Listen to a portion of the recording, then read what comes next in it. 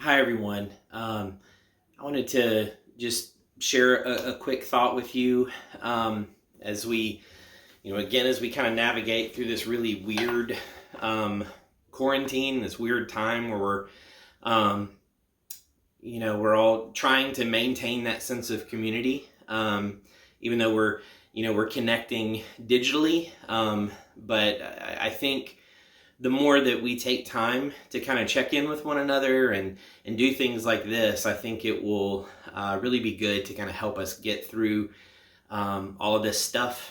So I wanted to share a thought with you real quick, and this actually comes from a sermon I did recently with Recovery Church, the other ministry that I'm involved with, and I think it is also fitting.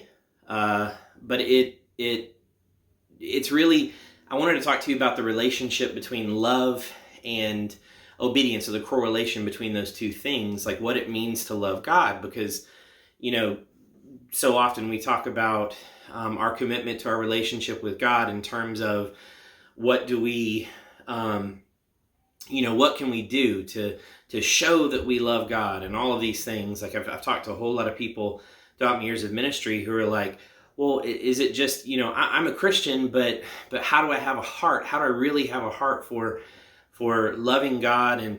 And is it something that we can just say, we turn on a switch and say, okay, God, I love you, and everything's going to be good now? But there really is a whole lot of scripture that talks about what it means to actually love God, how that manifests itself in our lives. And so I wanted to talk about that real quick. I wanted to share with you a verse. It's from John chapter 14, but it's John 14, 16 through 24. It says, "And I will ask the Father, and he will give you another helper to be with you forever, even the Spirit of truth, whom the world cannot receive, because it neither sees him nor knows him. You know him, for he dwells with you and will be in you. I will not leave you as orphans. I will come to you. Yet a little while, and the world will see me no more. But you will see me. Because I live, you also will live. In that day, you will know that I am in my Father, and you in me, and I in you. Whoever has my commandments and keeps them, he it is who loves me. And he who loves me will be loved by my Father. And I will love him and manifest myself to him." Judas, not Iscariot, said to him, "Lord, how is it that you will manifest yourself to us, and not to the world?" Jesus answered him, "If anyone loves me, he will keep my word, and my Father will love him. And we will come to him and make our home with him. Whoever does not love me does not keep my words, and the word that you hear is not mine, but the Father who sent me." So it says it pretty blatantly right there. It's pretty obvious. It says, if you love me, you'll keep my commandments. But it's not just that simple, is it? I mean, when we read that and say, oh, okay, if we love God, we'll obey him and we'll do all the things that he wants us to do. Because how many of us can live perfect lives and do everything that he wants us to do? None of us. None of us. We know that that is not possible because of our fallen nature. And so that seems like a heavy task for us when we say, okay, well, we show God we love him by obeying his commandments and by sticking to what he tells us we need to do, what is good for us, what can help set us apart and make us holy as he is holy. We just obey his commandments.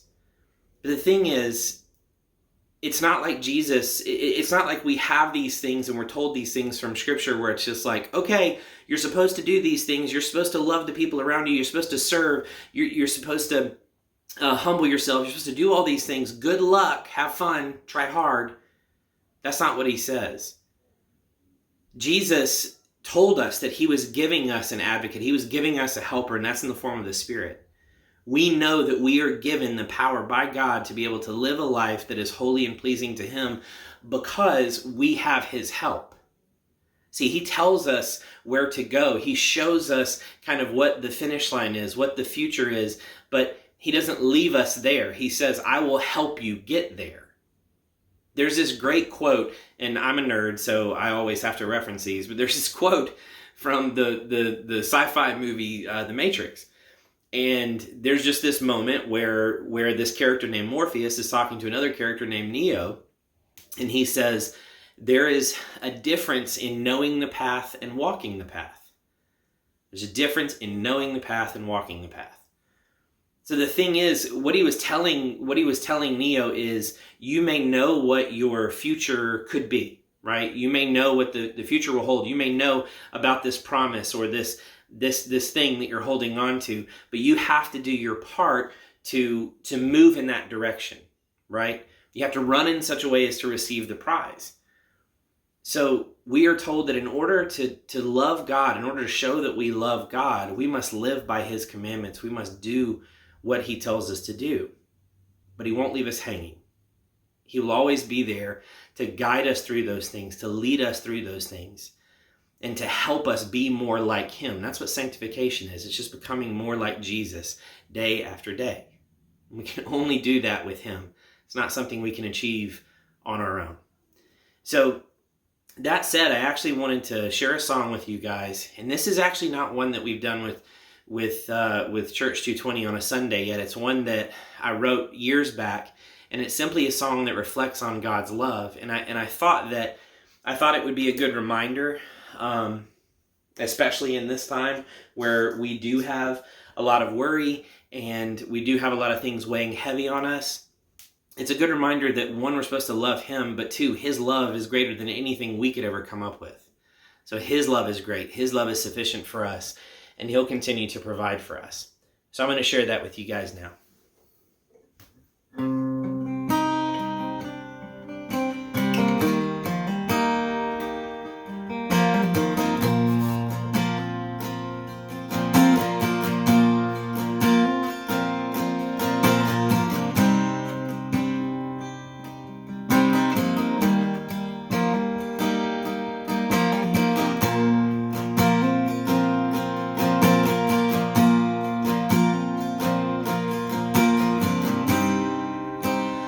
All that you have done and everything you started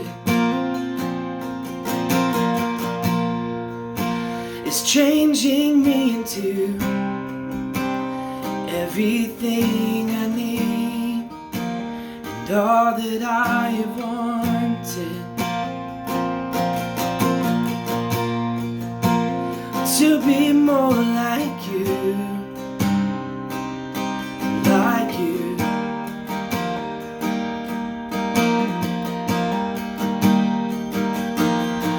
Your love is bigger than the sky.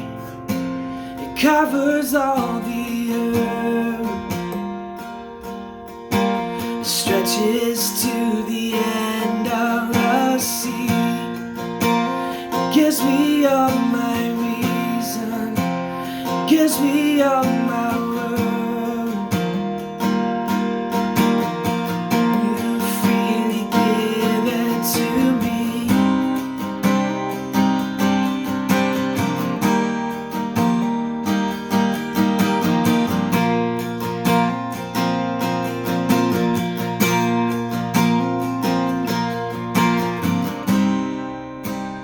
Your grace is beautiful. Touch is like a heartbeat. It gives me new life. Your breath is like a fire. It gives my soul heat. It makes me more like you. Like you.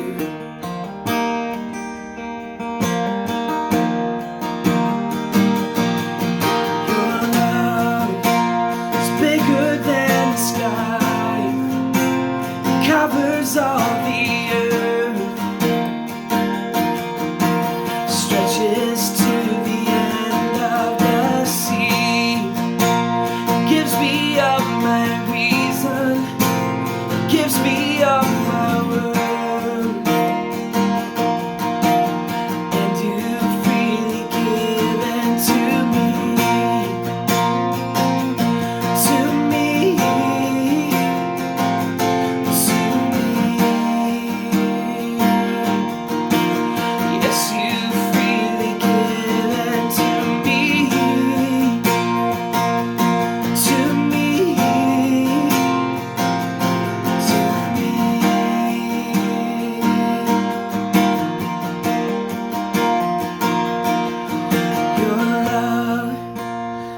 bigger than the sky. It covers all the earth, stretches to the end of the sea. It gives me all my reason, gives me all my word, and you freely give it to me, to me, to me. Yes, you freely give it to me, to me, to me.